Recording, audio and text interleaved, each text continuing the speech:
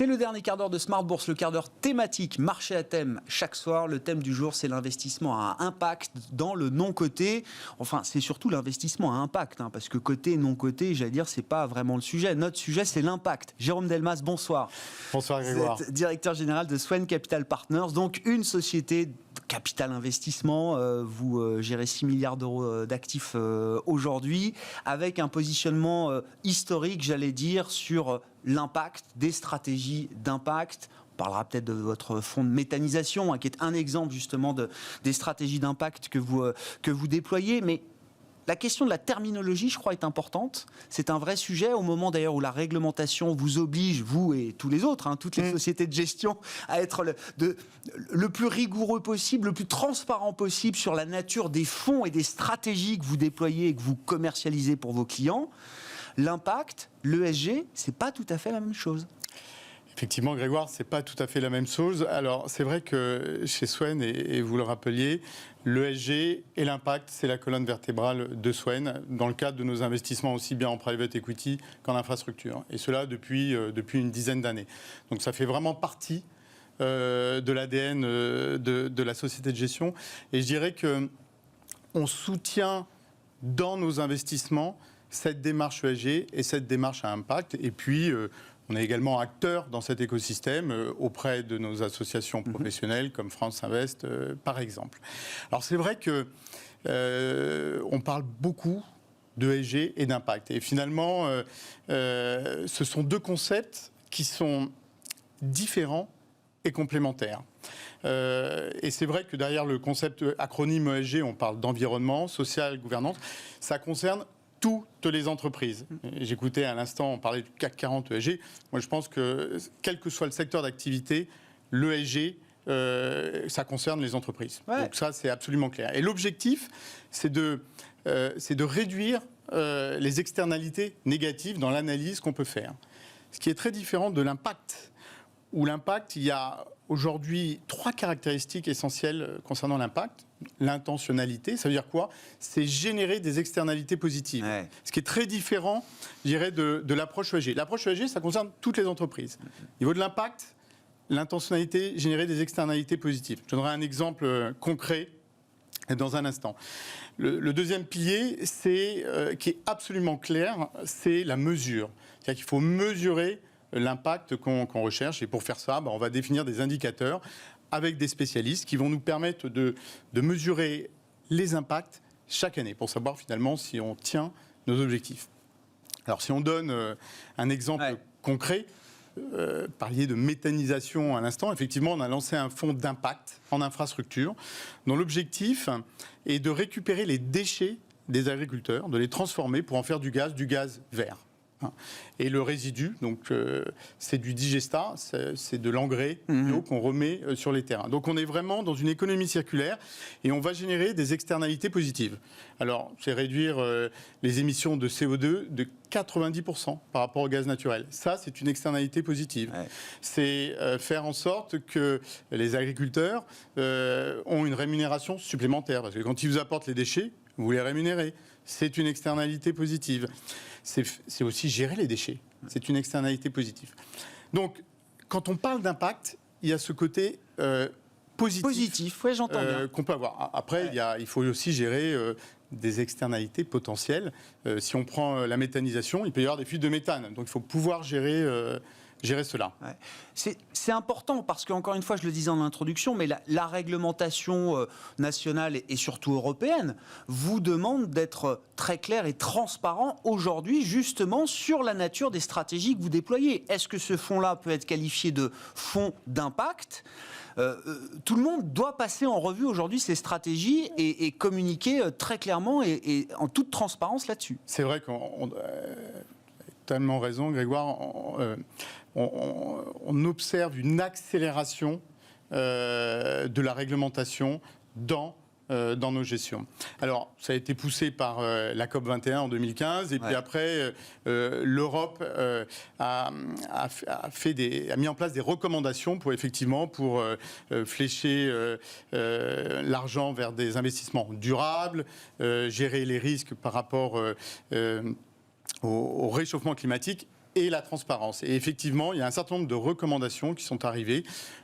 Le disclosure en fait partie, qui oblige ce devoir de transparence et à classifier les produits qu'on peut vendre à nos souscripteurs. Donc c'est beaucoup d'exigences. Et finalement, avec Disclosure qui s'est appliqué là le 10 mars 2021, l'exigence est forte. C'est-à-dire qu'il y a des produits non cotés qui sont classifiés article 8, c'est-à-dire ils intègrent les critères ESG. Ouais. Et puis, vous avez des produits qui sont classifiés article 9. Et donc, ils prennent cette notion d'impact. Ouais, je comprends. ESG, Ouais, impact. ouais. Et donc, il y a ce devoir de transparence vis-à-vis des souscripteurs. Et puis, nous-mêmes, vis-à-vis de évidemment de nos porteurs de parts et vis-à-vis des entreprises que l'on accompagne. Est-ce que ça veut dire que c'est la fin du washing ? C'est une bonne question. En tout cas, ce qui est clair, c'est que dans nos métiers aujourd'hui, on a un rôle qui est clé, c'est d'avoir de l'impact dans nos investissements. Et on le voit bien avec la crise que l'on vit. Aujourd'hui, il peut pas la performance financière doit associer la performance extra-financière. Donc ça, c'est absolument clé. Il y aura toujours je dirais, de l'impact washing. Mais justement, on doit lutter contre ça. Et chez Swen, comme chez énormément d'acteurs dans la profession de nos côtés, l'ensemble de la profession de nos côtés, on fait en sorte de générer de l'impact, de prendre en compte les critères ESG dans nos investissements. C'est la clé pour la finance de demain. Je ne veux pas vous lancer sur le cas Danone, mais c'est le cas emblématique quand même de l'actualité immédiate. Oui, c'est important de réaffirmer qu'il n'y a pas de contradiction entre la performance financière et la performance extra-financière. L'une nourrit l'autre.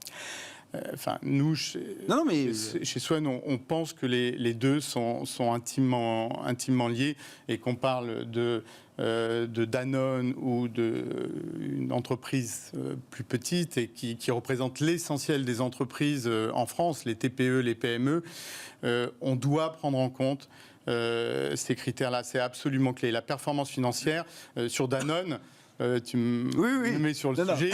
Voilà, c'était pas le but. Je cherchais pas de commentaires. Mais qui détiennent quelques pourcentages, qui font bouger les choses. Je ne suis pas sûr qu'on s'inscrive dans la même dynamique. Un fonds d'investissement investit sur le long terme. Un fonds d'investissement a souvent des participations beaucoup plus significatives que 2-3%, et donc vont accompagner les dirigeants d'entreprise à cette transformation, à la prise en compte des critères ESG, à répondre à ces externalités négatives, ou bien, quand c'est des sociétés, à intégrer ces notions d'impact. Quand tu dis, Jérôme, le fonds d'investissement a plus de levier, oui, parce que dans le non-coté, effectivement, c'est plus facile d'avoir de l'impact que dans le côté, notamment quand on parle de grande capitalisation. On parlait tout à l'heure du CAC 40 ESG, c'était le commentaire d'un gérant, le directeur général de VGIM que je cite. Avoir de l'impact quand on fait du CAC, franchement, c'est difficile.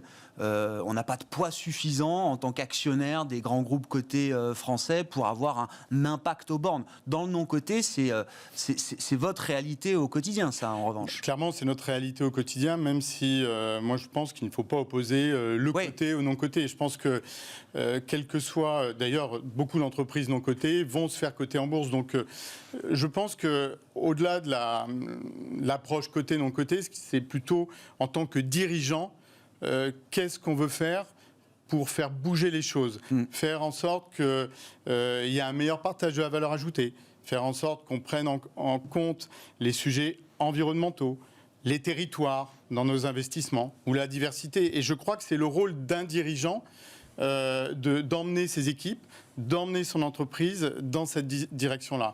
Et les actionnaires sont là pour accompagner ce changement. Mais des actionnaires responsables. Je ne suis pas sûr que dans le cas de Danone, les quelques fonds activistes étaient dans cette démarche-là. Voilà. C'était pas le but de te faire commenter Danone. Terminons, parce que je reviens juste à la question de la transparence, cette réglementation qui vous oblige à être transparent sur la nature des fonds et la nature de vos stratégies, mais ce sera sans doute le sujet d'un prochain entretien. Ça veut dire quand même que les données que vous allez récolter sont clés. Il faut que tout le monde se mette d'accord sur des données, des indicateurs qui fassent consensus, qui ne puissent pas être balayés du revers de la main. Et ça, c'est un travail qui est encore en cours aujourd'hui, Jérôme. Grégoire, tu poses la question qui est clé, c'est la data.